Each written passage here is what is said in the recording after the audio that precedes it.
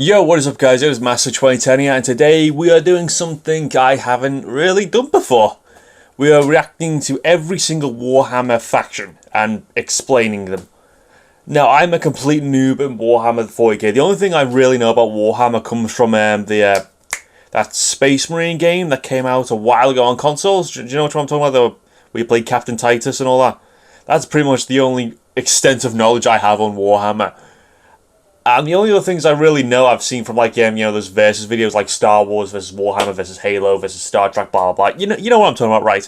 One thing I've noticed is that Warhammer always win. So, and I saw this video. It's nearly an hour long, so it's gonna be a big one. But I thought, why not? I've got nothing else to do in this COVID situation, so I've been bored all the time. I might as well do it. So you ready? Let's do this. As someone who doesn't necessarily serve the Omnissiah, but someone who can appreciate them, you will not be getting my legs today, as I will be replacing them with various things depending on which faction we are currently talking about to add a little bit more context and possible comedy to whatever the hell I am currently doing. So, hello everybody, my name is Bricky, and this is going to be a long video and a large project that has been going on for quite some time. This is, I need two hands for this. This is every single Warhammer 40k race in kind of a nutshell, explained, a little bit of explanation, a little bit of lore, a little bit of talking about the tabletop, but mostly lore, what they're all about, and also a little bit of background for those of you who just have no clue what Warhammer 40,000 is. Now you see, Warhammer and Warhammer 40,000 is a universe people hear plenty of, but don't know a whole lot about. They see, oh, there's these dudes in big power armor with chainsaw swords, and they got these big old green orcs, and there's some bugs over there, and everyone calls these guys weebs, and then there's these spiky bitches over here, and I don't get it. I don't understand. Where do I start? Well, this video is particularly for you, or for those of you who have a little bit of knowledge, which are kind of curious about each of the different races and factions in Warhammer. Okay. So, overall, the Warhammer universe is vast when it comes to lore and background, and each different faction is so different with the things that they believe in, and some are human, some are transhuman, like where they all have all these crazy ass electronics on them. You've got aliens and you've got the chaos factions, and there's so much to entail that I decided to embark on this project to tell you what each and every single one of them is about, and what the Warhammer universe is about as well, to give at least a little bit of an intro to this extremely bloated but very, very enjoyable world that I and many others partake in. So, I will be explaining every single faction in the Warhammer 40k universe, at least all the factions you can play as, and some smaller factions here and there. I will not be discussing absolutely everything in it, because that is a little bit much, and I'm not going to go too mega deep into the lore. I'm going to give you a pretty solid overview of each of the different factions, and have you learn a little bit about them, and we'll discuss a little bit of the tabletop as well, in case you were curious about that. Yeah, I saw these models. For this episode entirely, we are discussing the Imperium of Man, because that takes up a fat chunk of Warhammer lore. Oh, boo-hoo! What is Warhammer 40,000? Well, the 40,000 starts off is the year 40,000, the 41st millennium. That's where it takes place, is in the year 40,000, 41,000 AD. You're already more knowledgeable. Let me read you a quote, first of many quotes in this video. It sounded cool. It is the 41st millennium. For more than 100 years, the Emperor has sat immobile on the golden throne of Earth. He is the master of mankind by the will of the gods, and master of 1,000,000 worlds by the might of his inexhaustible armies. He is a rotting carcass, writhing invisibly with power from the dark age of technology. He is the carrion lord of the Imperium, for whom 1,000 souls are sacrificed every day so that he may never truly die. Wow. To be a man in such times is to be amongst untold billions. It is to live in the cruelest and most bloody regime imaginable. These are the tales of those times. Forget the power of technology and science, for so much has been forgotten, never to be relearned. Forget the promise of progress and understanding, for in the grim, dark future, there is only war. There is no peace amongst the stars, only an eternity of carnage and slaughter, and the laughter of thirsting gods. everything blows. And it blows fucking hard.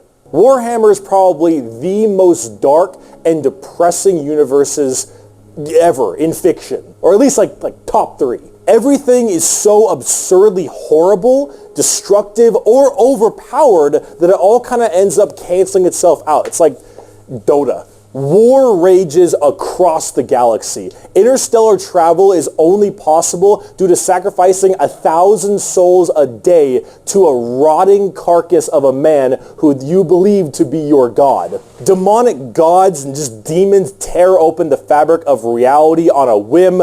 Other Xenos or even other humans end up killing each other in untold billions across the galaxy. It is a time of unending war, slaughter, and a bloodbath amongst everybody. Planets are deemed unrecoverable and are completely destroyed on a whim. Everything sucks. Okay. But that's like the charm of it. That's okay. You got a million worlds, right? Warhammer is evil. That's what he said, But right? being evil is kind of fun. Like humanity, in its own right, is a xenophobic, prejudice, and religious zealot group that kill each other just as much as they kill all of their enemies. And they're like mid to high tier evil on the evil scale of Warhammer. Nobody is good. No matter who you are, everyone is some flavor, some color of evil. Whoever you pick, you are going to be the bad guy. Wow. But that's the fun of it.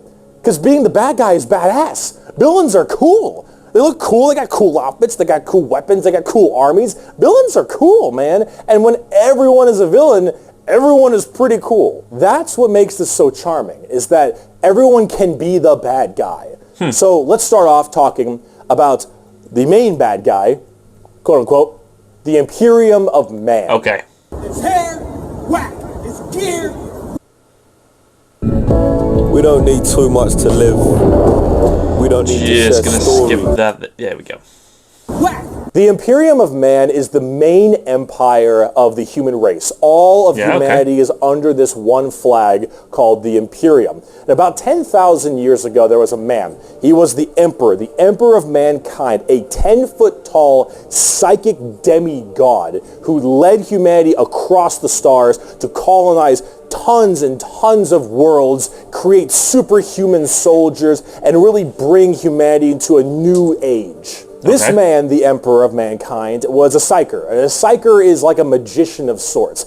In the world of 40K, there is the warp, the immaterium, kind of like hell, but sort of like a purgatory dimension of hell. And a psyker is someone who can take that power and manifest it through their mind to use it to do stuff. Like witchcraft like stuff, Strange. magician stuff, spells, and lots of other things, but we don't want to get too into that. In the movie, not the comics, Emperor, I think. Big boy psyker, top tier, A+, maybe even S. Now, the Emperor created a bunch of sons. Yes, created a bunch of sons known as the Primarchs. He created 18 Primarchs to have them lead all of the different legions of humanity to the different stars and planets to help colonize and bring it out. These Primarchs are basically like little versions of the Emperor. Not all of them are psychers, but a lot of them are very, very powerful, and they lead his special Space Marine legions. Then this big clusterfuck happened called the Horus Heresy, where the Emperor's favorite son, the Primarch, Horus, ended up joining Chaos and leading 9 of the 18, half of his Primarchs directly to Earth to fight down the Emperor himself. Now, if you're wondering what Chaos is, remember what I mentioned earlier, the warp, that immaterium, the hellish place? Yes. In there relies the 4 Chaos gods. Imagine like Satan and 3 other Satans. The warp being kind of evil, those Chaos gods, that's the reason. And so those Chaos gods manipulated Horus, and then Horus helped manipulate all 8 other Primarchs to lead this giant coup directly on the Emperor on Earth. And they fucked up shit. After this huge civil war, Horus died, but not before brutally wounding the Emperor. And right at the end of his life, they put the Emperor on this large golden throne on Earth, in which he is now alive, just barely, but slowly rotting away, powering something called the Astronomicon, so long as he stays alive, and is fed 1,000 people a day. The Astronomicon is like the North Star.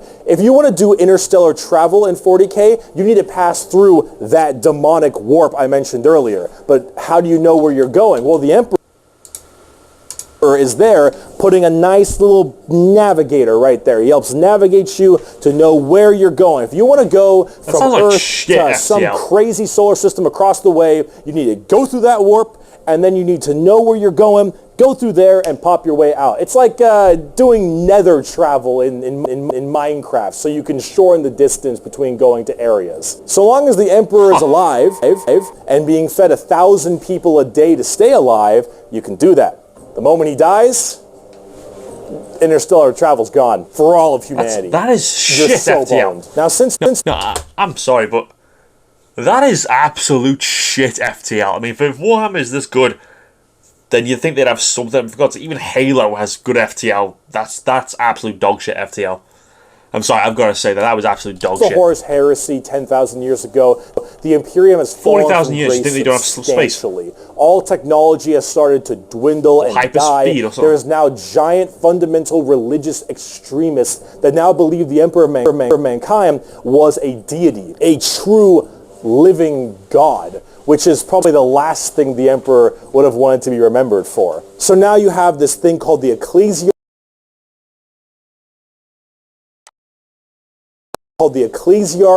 which is this giant church entirely devoted to spreading the good word of the Emperor. He is now the Holy Emperor God, the God Emperor of mankind, and all of the Imperium has taken up worshipping him to the fullest extent and killing anything that isn't humanity in his name. The Imperium has this futuristic Gothic tone to it and a hefty religious zealotry to them. If you think anything against the Emperor, that's heresy and you deserve to die. That is called being a heretic. Heretics die in 40K. There is no such thing as freedom of religion. There is no such thing as freedom of speech, so long as you are against the Emperor. There is no such thing as any kind of tolerance. Everyone is a religious zealot. Some more than others, but no matter what, you're preaching that good word. So right now, everyone in humanity is trying to expand their empire across the stars. If you are a heretic, someone who doesn't believe in the Emperor, you are deserving of death. If you believe in the Chaos Gods, you are also a heretic and you deserve death. If you are an alien race of any kind, you are a filthy Xenos and you deserve death as well. So long as the murder continues and humanity expands, the Imperium of Man is very, very happy. However, the largest fighting force of this Imperium is my personal favorite faction, and the first faction we will discuss, the Astra Militarum, or also known as the Imperial Guard. Pretty shit now, man. You finished. That's it, man. Game over, man. The Imperial Guard is the main fighting force of the Imperium, and in a world of horrifying creatures, galactic monstrosities, the literal demons themselves breaking through the fabric of time to kill you, the Imperial Guard are untold billions of regular men and women wearing modern day like flak armor with a laser rifle. This is the humble las gun, the main weapon of the Imperial Guard. It fires superheated plasma lasers at an extremely fast fire rate. It is reliable, never jams. It can blow off limbs, giant holes in concrete.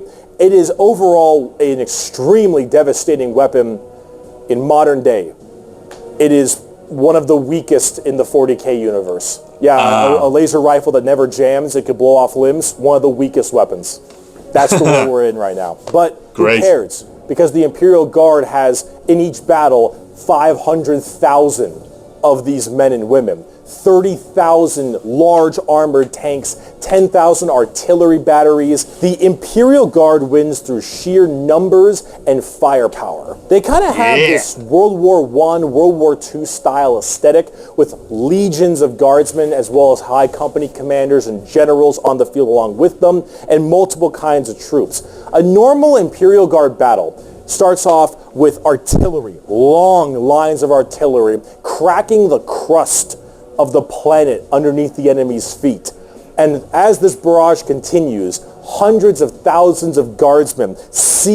A sea of guardsmen surges forward, firing and charging at everything possible while the planet rumbles as tanks roll up behind them. Gunships block out the sun and tanks block out the dirt with the steps and hoof prints of millions of guardsmen. It is through numbers and sheer sundering firepower. They are the first and last line of defense for the Imperium and make up a huge bulk of the battles. The Imperial Guards also I do remember seeing these guys in the game, the Space Marine game. The Catachan jungle fighters live in a death world that's more hospitable than almost any firefight they'll ever get into. So they just have this steroid-looking, giant knife, Rambo Predator-looking sons of bitches where nothing is anywhere near as scary as a simple knight on their home planet. You have the Valhallan Winter Soldiers who haven't felt their toes in 300 years, the Mordian Iron Guard who are more interested in making their shoes shine than actually fighting a battle, and then of course the big one, the Cadians from Cadia. The biggest export of guardsmen in the entirety of the Imperium. You will fire your first gun at 5. You will disassemble and reassemble it at 10. You will have pounding artillery drills day in and day out at 15. And you'll fight your first Swarm Lord at 16. And if you mention Cadia, you will burst into an unrelenting amount of tears and sadness like I do daily. To quote, I have at my command an entire battle group of the Imperial Guard, 50 regiments including specialized drop troops, stealthers, mechanized formations, armored companies, combat engineers, and mobile artillery. Over 500,000 fighting men and 30,000 tanks and artillery pieces are mine to command. Emperor, show mercy to the fool that stands against me, for I shall not. The Imperial Guard are my personal favorite faction in 40k. They're the army I collect the most, the ones I enjoy playing the most, and the one I enjoy in the lore sense a lot. There's something about just a regular man with a laser rifle being told to charge the horrors of this universe and willingly doing so for his god emperor. It's just poetic. They actually represent the main Imperial Guard tactics pretty well. Large amounts of artillery that doesn't require a line of sight, lots of tanks, tons of infantry, drop troops, and gunships. Overall, they're pretty similar to how they sound, though a little bit expensive to collect, unfortunately. Yeah, and they that's don't why I never did hit a lot. They have a bit of a bad aim, but you don't really care because you're just drowning them in shots. However, if you want more accurate fire and specialization, we can move on to talk about Space Marines. Ah, so these are the guys I know, somewhat. The Angels of Death are up next. Space Marines are genetically engineered super soldiers and superhumans. They're given extra organs, their skin tissue is toughened, their bones are stronger, they're taller than the average person. They're pretty massive people, and these are the specialized super soldiers that carry out a lot of the more specific tasks for the Imperium. And there's tons of legions of them. In fact, there's one per Primarch. Each Primarch, the Emperor's son, as I mentioned before, oversees their legion of Space Marines. That's how it works. The genetic upgrade they get is based on the genes of said Primarch. It's something called a gene seed. That's what brings them up to this like superhuman level. As stated, like each Spartans, Primarch has their own legion. Robot Girly Man apparently a lot has better. the Ultramarines. Jagatai Khan has the White Scars. I know the Ultramarines. They're the ones from the game. Has the Imperial Fists. Corvus Corax has the Raven Guard. There's a whole bunch of other side sections that are also extremely interesting and have a little bit more of a twist on the average Space Marines, which we will discuss in a bit. Humorously enough, I don't have a whole lot to say about Space Marines. They're superhumanly fast. In fact, it's been said that nothing that large should move that quick. These men in power armor moving at blazing fast speeds. Their reflexes are faster. Their skin is tougher. They are overall just extremely powerful soldiers. In fact, where they differ comes down to which Space Marine Legion we're talking about. For instance, the Ultramarines done by Robot Gilliman, are the main blue boys. Strong in almost every way. The jack of all trades kind of group that are a little bit too strong and that's a lore problem, but the White Scars by Jagatai Khan are all about speed freaks, go fast. We're talking attack bikes, we're talking land speeders. You want to go in quick, you want to hit them hard, you want them to be swarming around like buzzflies. Buzz saws. Alright. With the speed of buzz saws. What? Fuck you, Pale King. Salamanders love fire. Fire in the forge, fire in battle. Flamers, melta-guns, multi-meltas. Just so long as something can be burning, that's big. And they're also actually some of the nicest of the Space Marines. A lot of Space Marines have this kind of like holier-than-thou thing because of their genetic strength. However, the Salamanders tend to put human lives above the lives of themselves, which is actually rather rare. They're also all black, but not like just regular black, like 2 a.m. line at a White Castle black. Like they have a charcoal, dark, ashy exterior and blazing red eyes. Apparently That's something cool. about living on their home planet of Nocturne, which I don't know if that makes much sense, but who cares? This is like fantasy land anyway. Overall, Salamanders are actually one of my personal favorite legions because they're just really cool. They're fun to play as because of all their flamer weapons, and they have a nice, like, more heartwarming lore as opposed to being super evil like everyone else is. Oh my god, we're not even a quarter of the way through the Space Marine legions. Imperial Fists believe in the power of the siege and defensive positions. Raven Guards, master of stealth and sabotage while having bird helmets. Iron Hands, masters of machines and vehicles while being really goddamn good at being sold on eBay after one nerf. Space Wolves, Vikings and wolves and tons of wolves and axes, battle axes, fur everywhere. Space Wolves, angry, big teeth, Blood Angels, the genetic defect to make them want to drink blood and go crazy called the Red Thirst. They have Cupid wings and stuff, which is a little bit strange, and they are all super gay for Sanguinius. Dark Angels are old school knights and inner circle theme and... Are you a heretic? Me? No, never. Once in a blue moon, I know. Death Watch, a fancy anti-Xenos group that nobody plays because Death Watch, and they look cool though, but no one plays them. I don't know about Death Watch. They're there though. Black Templars, for the people who, if you haven't prayed at least 3 times a day, you're going to start praying out that airlock, and I'm sure there's some other chapters I may have missed as well, like Crimson Fists and stuff, but those are the main ones right here. Here, quote, from the Emperor himself. They shall be my finest warriors, these men who give of themselves to me. Like clay I shall mold them, and in the furnace of war I shall forge them. They shall be of iron will and steely sinew. In great armor I shall clad them, and with the mightiest weapons shall they be armed. They will be untouched by plague or disease, no sickness shall blight them. Have such tactics, strategies, and machines that no foe will best them in battle. They are my bulwark against the terror. They are my defenders of humanity. They are my Space Marines, and they shall know no fear. And on the tabletop, they fuck. Oh, they fuck hard. As of making this video, Space Marines are laughably strong. That might change at some point, but overall, Space Marines just have it's like a Swiss Army knife. A tool for anything you need, except it's like a gold-plated Swiss Army knife. It is extremely strong. If you are actually getting into the tabletop of Warhammer, Space Marines are a great start. Also, whatever gameplay style you have, whether you want to be sit back with long range and heavy weaponry, go fast and run in, or even just full melee, all of these options are totally there for you. Space Marines are super badass. But unfortunately, it's time we start praying to our new god, the 2011 Honda Civic. So is it any wonder people are afraid of technology? Technology! The Adeptus Mechanicus.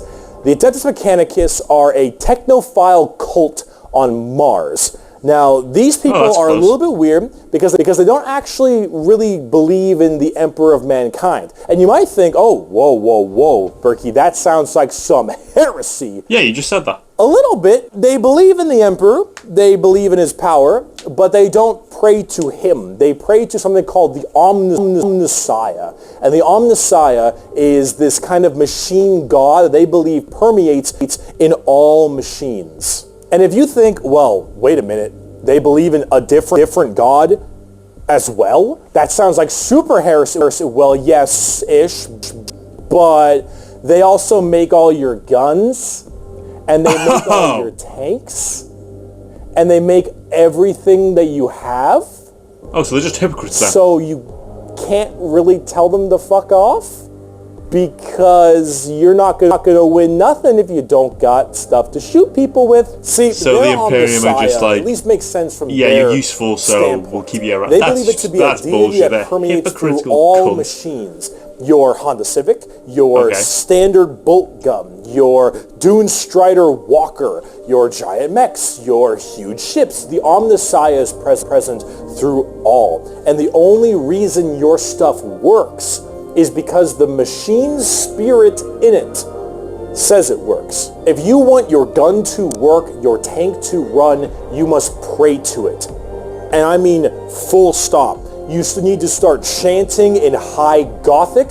You need to burn incense. You need to sit on your knees and pray to that car. You need to rub oil on your robes. And you need to go, ahomina, homina, homina, homina, homina, homina. Full stop. If you want your damn thing to work, if you want your gun to fire, you need to do that. They are very bizarre, and they actually have a bit of a point, because it's obviously working. And if you look at them, I don't know how that works, so they obviously know something about what they're doing. The most notable member of the Adeptus Mechanicus is Magos, whatever, Belisarius Call. It looks horrifying. Look at this dude. Yeah. This is the group we're talking about. These are these weirdos. Here, the Omnissiah Creed. The credo, Omnissiah. There is no truth in flesh, only betrayal. There is no strength in flesh, only weakness. There is no constancy in flesh, only decay. There is no certainty in flesh, but death. Flesh is weakness. Flesh is death. The Omnissiah is the god of the machines, and if you wish to be whole, if you wish to be holy, if you wish to give unto him, you must saw down your limbs and remove your organs and replace them with mechanical parts, because that is what he wants, and that is how you will become enlightened. Hard technophiles mixed with religious extremism. That's horrifying. Now, for their army side of things, they are with the Scutari. The Scutari operate with very bizarre weaponry and lots of different kinds of vehicles, tanks, and different people in between. They're very weird, but they have extremely wacky and enjoyable, and in fact quite effective, both in the real game and in the lore, weaponry and gear. Overall, as an army on the tabletop, they're very weird and have a whole bunch of different shenanigans, but if you like kind of that quirky, wacky techno thing, I'd give them a pickup.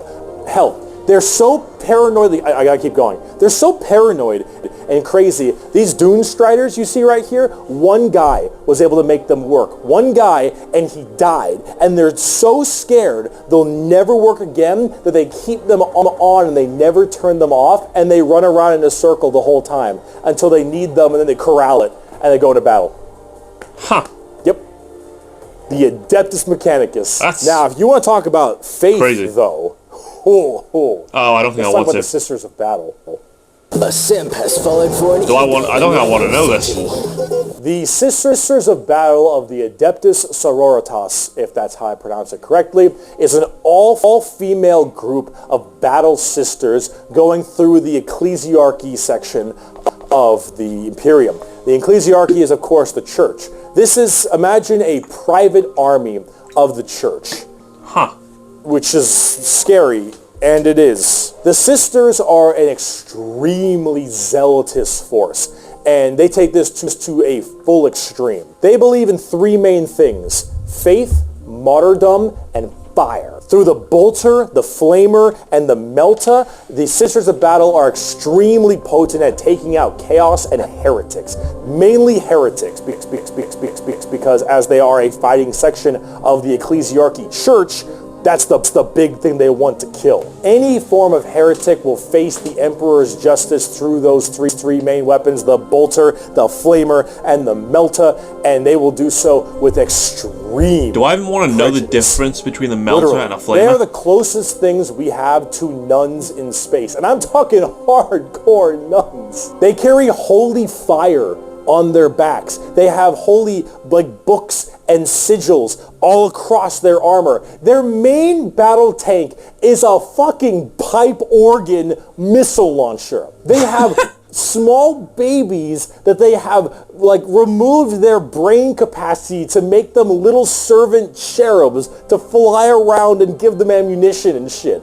They drop churches from low orbit as mini drop pods onto battles. They drop churches into battles and they blare war hymns and holy music from their frigates in low atmosphere and shower holy water across the battlefield. These are the people you are dealing with, and they're fucking awesome. They can literally stave off demons on the tabletop because their faith is that strong. Remember the warp, the demons from the warp? Well, the warp also manifests in your mind. All of your emotions, negative and positive, go through the warp. It's the immaterium, the place of all things. So if you are that mentally fortified, that mentally strong, you can stave off horrifying demons.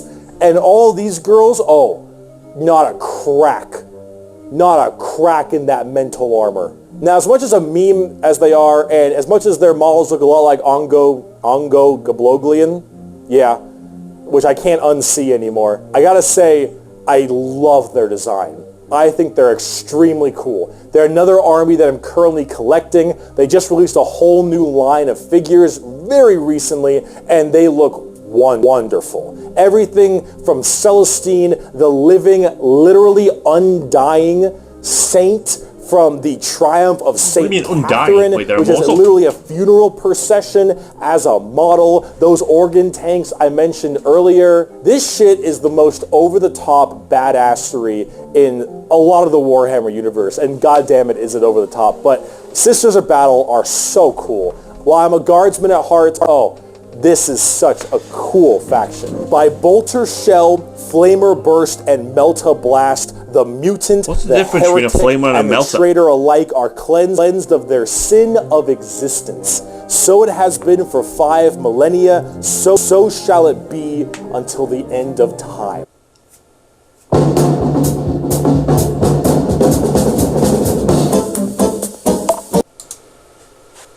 And speaking of burning demons, I can see! I can fight! The Grey Knights are the first army I actually collected back in 7th edition. The Grey Knights are a super secretive and much more old school look at power armored knights, except they are all psychers. All of them have that crazy space magic magician shit. For every 100,000 guardsmen, there's one Grey Knight. For every 10,000 Sisters of Battle, there's one Grey Knight. For every 1,000 Space Marines, there's one Grey Knight. Grey Knights are the strongest of the strong, both in mental will and absolute just strength. These are Space Marines that are all high-level psychers, all of them able to specifically do one goal, and that is kill demons. The Emperor believed that the demons of chaos were the #1 threat to the Imperium, and he probably is right.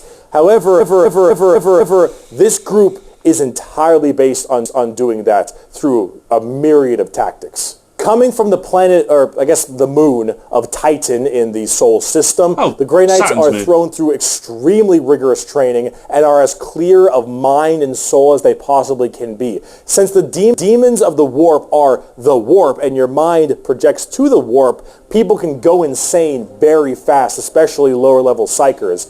These Grey Knights need to be able to harness the warp in the presence of demons and stay perfectly sane.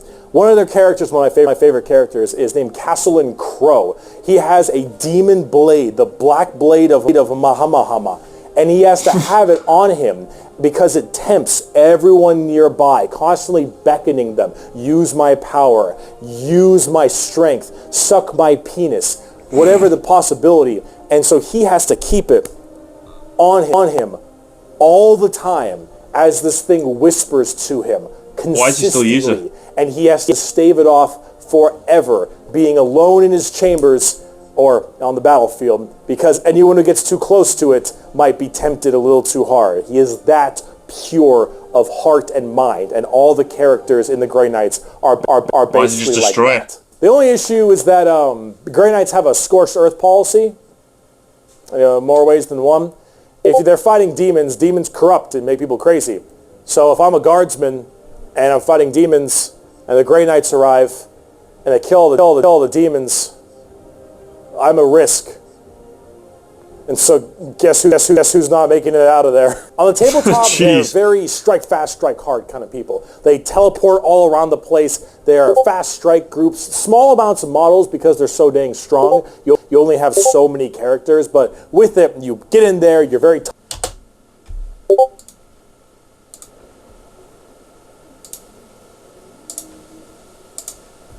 tough, very tanky, you hit really hard, and you try to bounce around the battlefield quickly, cool. but you don't have numbers, and so they're just going to kill all the Marines hits really damn hard.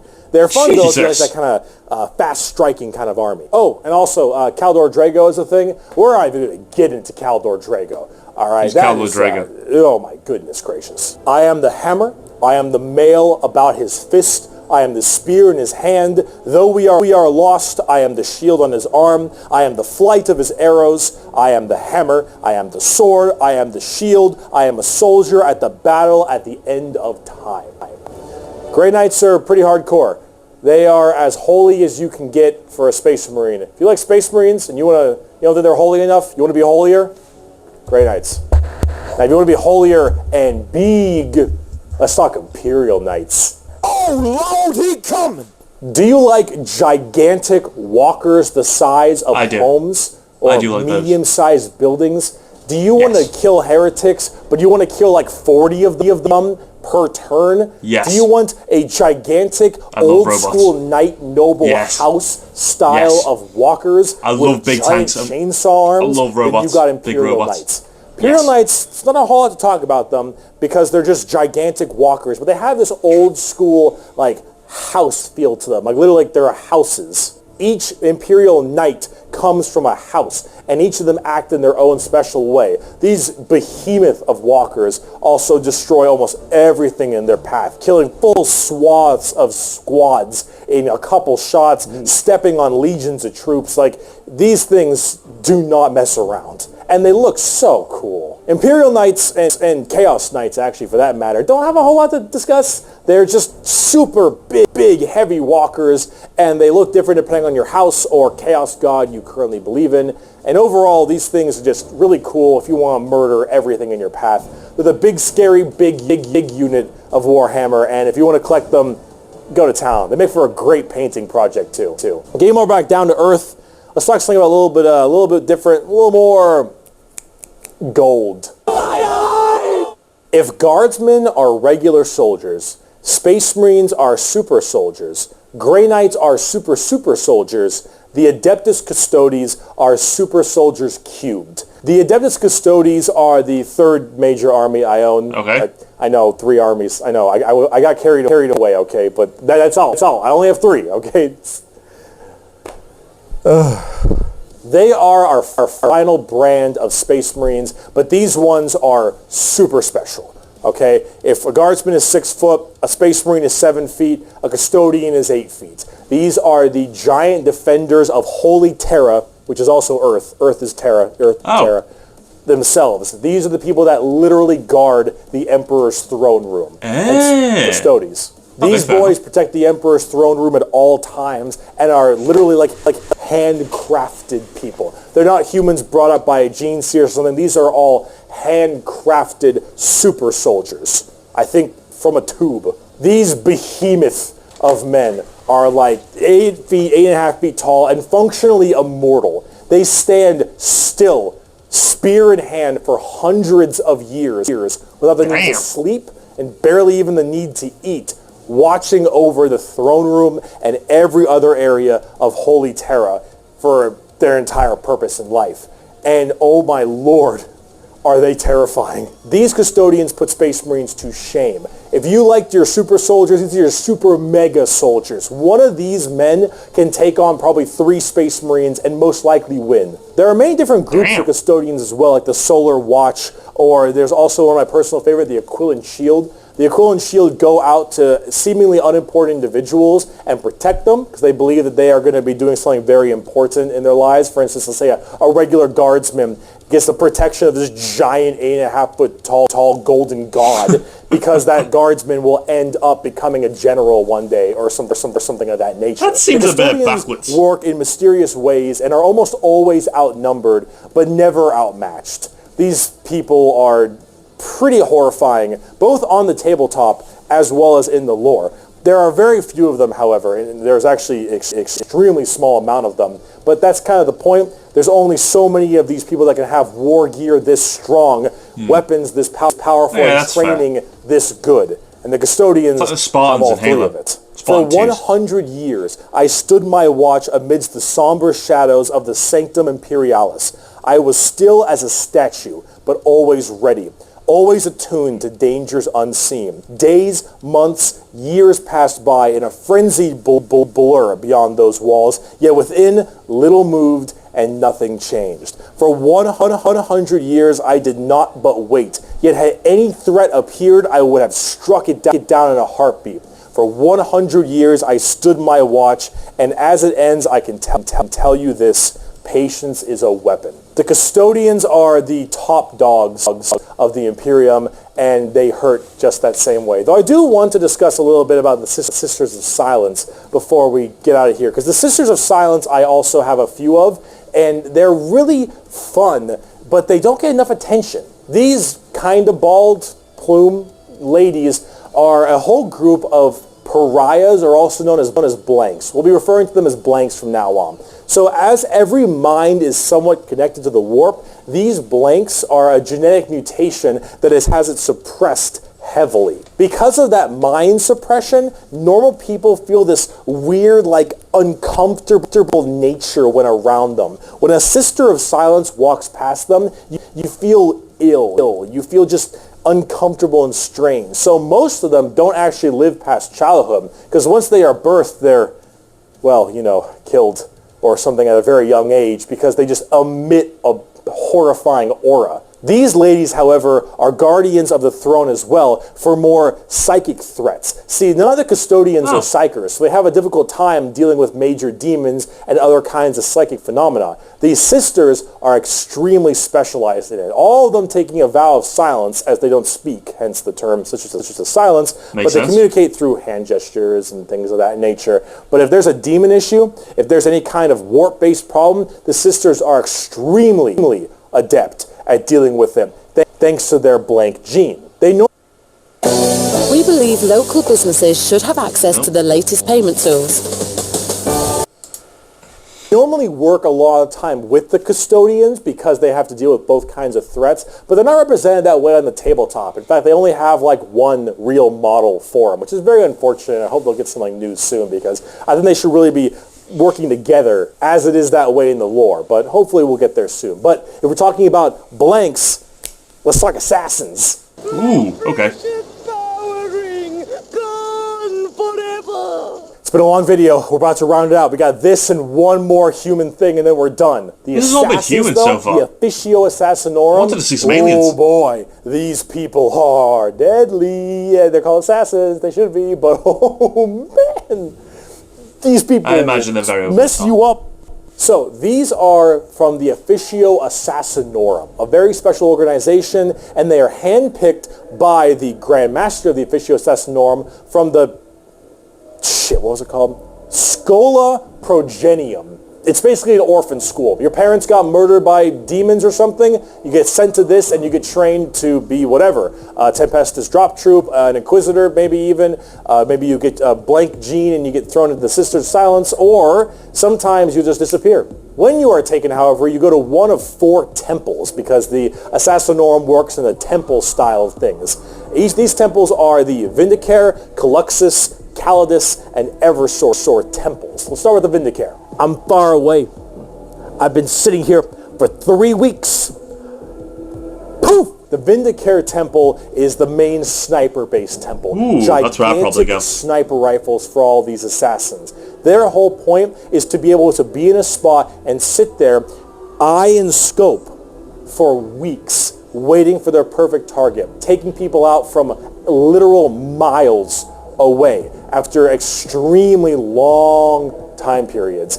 The Vindicare Temple is about precise, perfect aim. There have been reports of Vindicares being able to single out particular body parts from over 2-3 miles away. Temples in the head, the jugular, for instance, and been sitting there after weeks. And when they're ready, take that shot, time is done, packs them up. The Calidus Temple, however, is a lot more about shape-shifting and deviant art. It's mostly a female-based one, or at least it seems to be. Shit. And this allows a lot of body augmentation for certain individuals to be able to kind of transmorph themselves and infiltrate areas that are problems. These assassins will end up taking missions that take them years, 2-3 years, to infiltrate a heretical group and slowly work their way up just to get enough time to put a bullet into the main target's head and then escape unharmed. Or become the main target and sabotage it from within. These are all completely about deception, mind tricks, polymorphing, and everything in between. And lots of drawings. The Eversor Temple. Just kind of disturbing one. The Eversor Temple is about when you don't want anything to come back alive, friend or foe. You want it all dead. And Eversor is psychogenically conditioned with just psychotherapy and psychological torture to only feel violence, hatred, and anger. It does the Clockwork Orange style of thing of just making you forced to watch never-ending pain and misery and psycho conditioning, I guess is the term. And then they pump you full of tons of psychedelic drugs and they cryo-freeze you. And then they drop you in an area where they just want to make sure everything is dead. And then you defrost, full of just all this insane, mind-boggling psychotherapy and psychedelic drugs, and you just go to town. Yeah, if you don't care if anyone comes back alive. You're like, all right, lost cause, send them in. Finally, there's the most bizarre temple, the Caluxus Temple. The Caluxus assassins are feared even among the other temples. So that blank gene, the people will go to the Caluxus Temple with this as well. And this is where they can harness that to be massively anti-psyker or even just anti-regular people. They are seen with extreme fear and distrust among many, many people. They are described by the Eldar by quote as being pure evil. Imagine that uncomfortable feeling from that blank gene I mentioned, and then imagine them being taught and given equipment to amplify it by 100. If normally regular people feel uncomfortable, now they are basically akin to being a siren wailing directly in your ear. And if you're a psyker, oh no, the sheer presence of a Caluxus assassin is enough for you to tear your skin off. You will rather gouge your eyes out and rip your nails off than even being near this person. The Caluxus assassin is when you want psychers to literally lose their minds, and they will go on their knees and ask you to gun them down because it is a suitable choice over being anywhere near you. The motto of that temple is, that which is unknown and unseen commands the greatest fear. Now, for the tabletop, assassins aren't that special. You can call them in no matter what Imperium faction you are, and they do a lot of work for themselves, but at the same time, they're very specialized and require a lot of finesse. And they work the way you generally want them to, though. You want to cause some distortion and weird stuff, you take a Calidus. You want to just murder swaths of infantry and then blow up Eversor. You want to kill that one guy, Vindicare, and if you have a lot of psychers, Caluxus. It's a nice little, like, jack of all trades if you have a specific thing you want to kill. And you get to choose which is really fun. But now, let's talk about the last human faction. We can round this video out before we do part 2. Jesus. The Inquisition.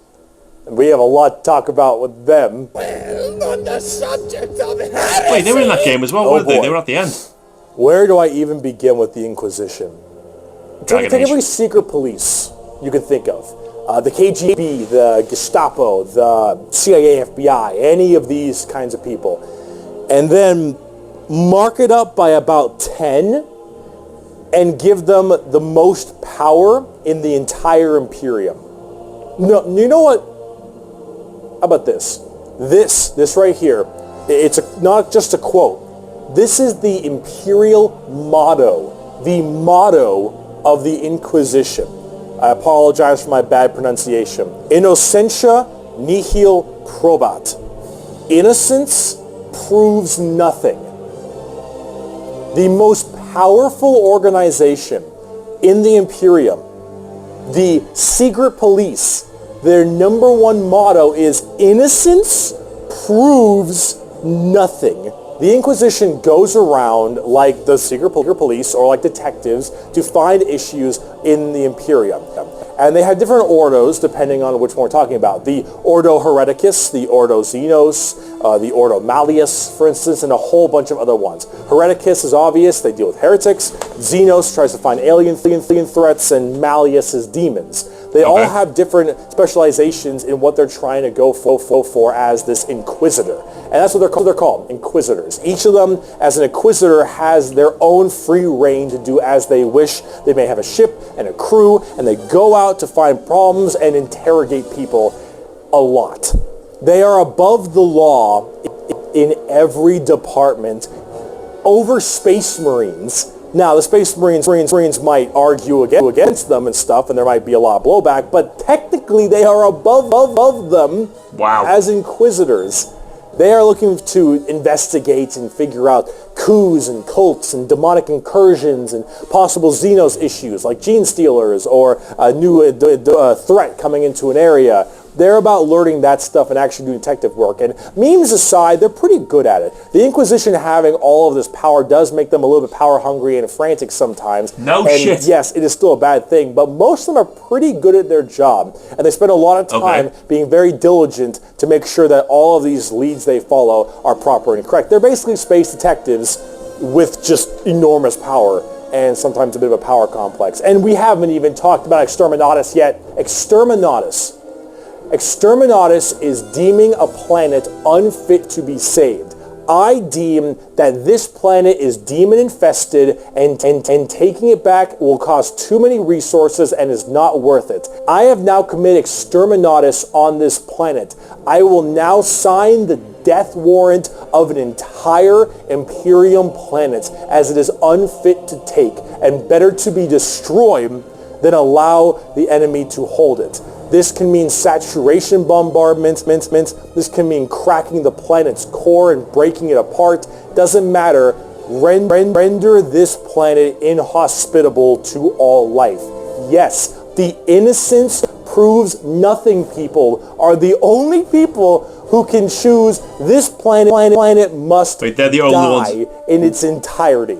But they're the only ones who can do that. No one else can do Disney that. Plus brings you more with Star. A whole Wait, so it's just that... Wait, so, like, the Primarchs, no one else can decide Exterminatus, it's just the Inquisition? Oh, that's AIDS. That is AIDS. And cancer. Yeah, you're playing the villain. Now, it is memed a lot, but most Inquisitors are very rare to do Exterminatus. Okay. Exterminatus is a very crazy thing. There's only so many worlds that you don't want to destroy all of them. Now, naturally, with the memes aside, there are some people who are a little bit rough on this one. But most Inquisitors generally don't like to do Exterminatus a ton, but it is an option they have.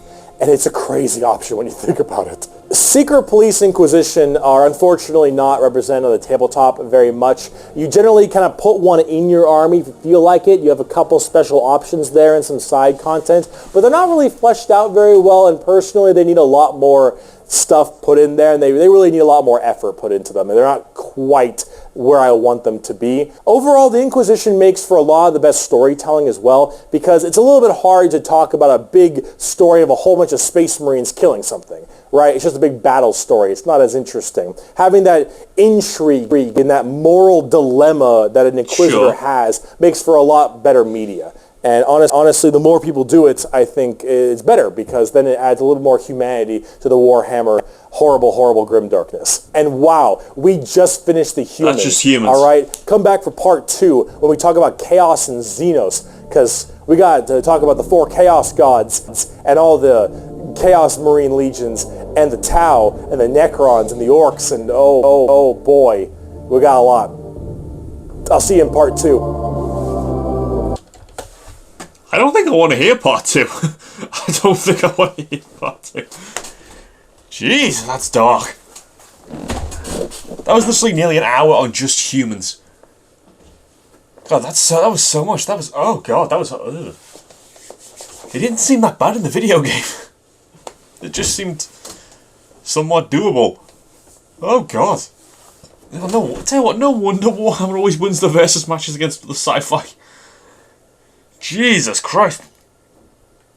And I've also got a feeling there was a lot there they skipped over, because I was kind of when I picked this, I was hoping for maybe some like details and statistics on how it works, like ship sizes, how modified are spacemen, because I know they're modified, but how modified? Like when you say millions of worlds, do you literally millions of worlds, or are you ballparking it a little bit? Like fleet size and stuff like that. God, that was horrifying. Oh god, I don't think I want to play that game again. So they're just evil then. Well, I suppose every faction's evil in this, isn't it? Okay then, yep. Oh god. I can't stop thinking about that now. But, oh god, how bad are the aliens?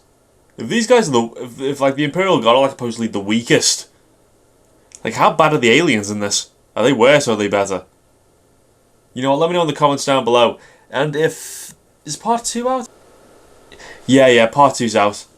Okay, then I'll tell you what then, guys, I'll tell you what. If this video gets 20 likes, I will do a reaction to the part 2.